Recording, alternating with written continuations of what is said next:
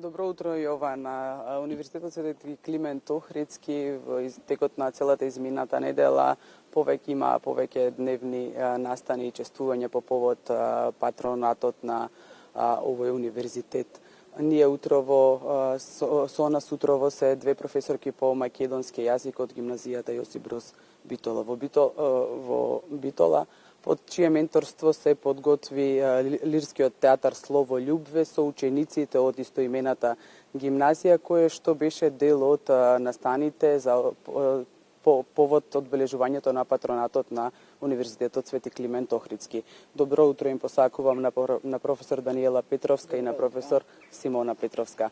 За почеток, професорке, кој беше иницијалниот мотив за да се подготви овој лирски театар Слово љубве? Вие знаете како телевизија дека нашето училиште Јосип Броз Тито Битола годинава го одбележа својот 80 годишен јубилеј од одржувањето на првиот наставен час на современ македонски јазик. Откако се реализира првата голема академија наречен Експериментум Македоникум, почнавме да соработуваме со Универзитетот Свети Климент Охридски и да се договараме како би се вклучиле заедно сите во одбележувањето на завршната манифестација на Министерството за култура, кој што годинава низ низа настани го одбележа истоимениот јубилеј 80 години кодификација на македонскиот литературен јазик и така низ неколку состаноци со ректорот и со неговиот тим одлучивме ние да бидеме дел од нивната програма, при што договорот беше дека тие се последни одбележувачи на овие низа настани на Министерството за култура и се договоривме нашата група драмска Анима 4 да го одбележи нивниот патронат, кој што истовремено и последен настан на Министерството за култура, така што пригодно го приготвивме овој текст наречен Слово љубве. Која е идејата и целта на овој перформанс уметнички? Овој текст има една многу голема хуманистичка широка порака да ја проследи прво историјата на јазикот за да дојде до оној современ контекст кој што уште Климент Охридски го промовирал во својата Охридска школа, дека светот е нашата татковина, а во таа татковина ние како народ, како македонци постоиме со сопствена култура и со сопствен идентитет и практично низ еден многу убав лирски, мисловно-уметнички и музички концепт ние ја пративме таа порака. Проговориме малку и за значењето на Свети Климент Охридски за развој на словенската писменост. Климент Охридски е еден од седмочислениците. Тој е практично најважниот ученик на браќата Кирил и Методи, кој што по смртта на Методи се враќа во македонските простори, долу на јужните простори во Византија во тоа време. Практично стигнува прво до Преслав и до Бугарското царство.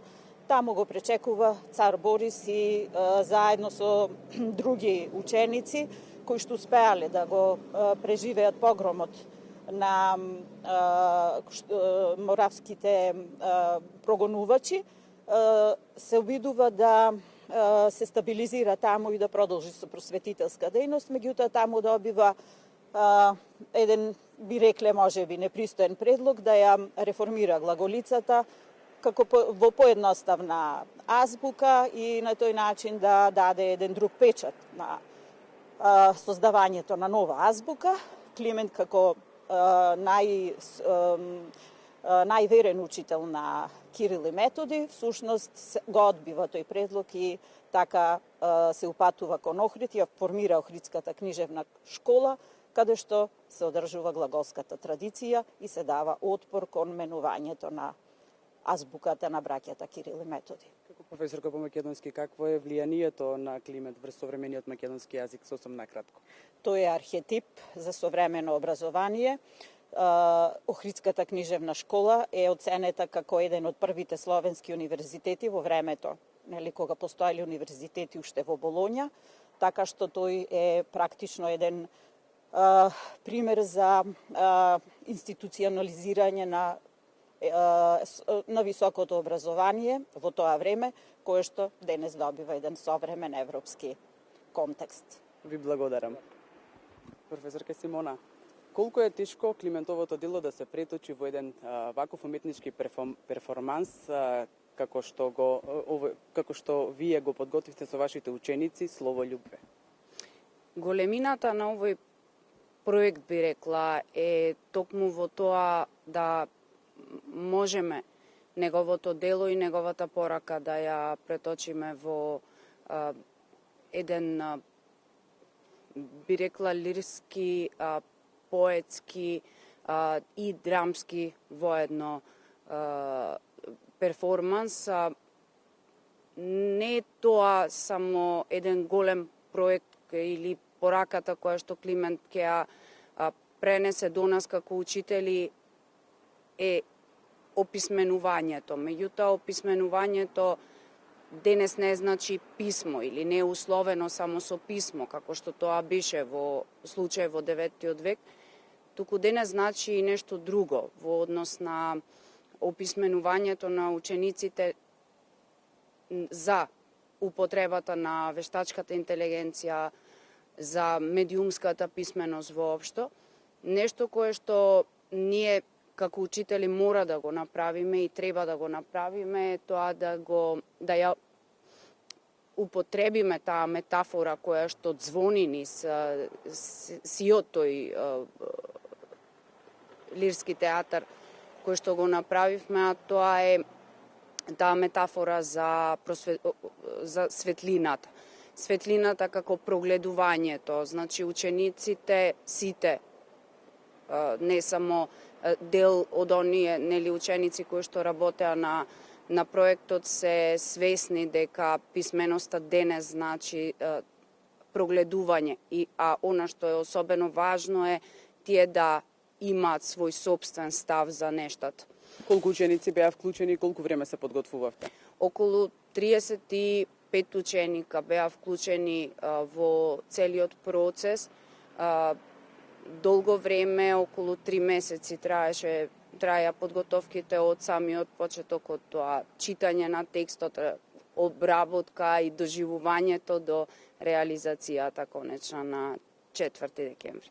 По професор по македонски јазик, дали денешните генерации го познаваат улогата и значењето на Климент Охридски?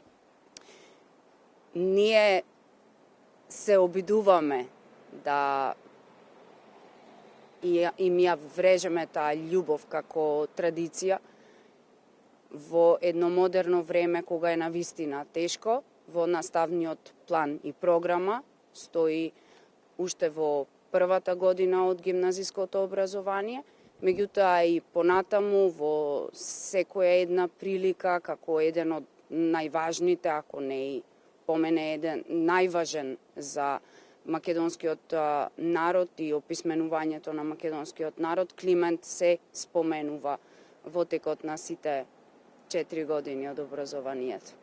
Ви благодарам и на двете за вашето одвоено време и за гостувањето и еве на крај ќе ја искористам оваа прилика да го честитаме овој празник на сите и да продолжиме да го пренесуваме и на следните генерации значењето и делото Климентово. Студио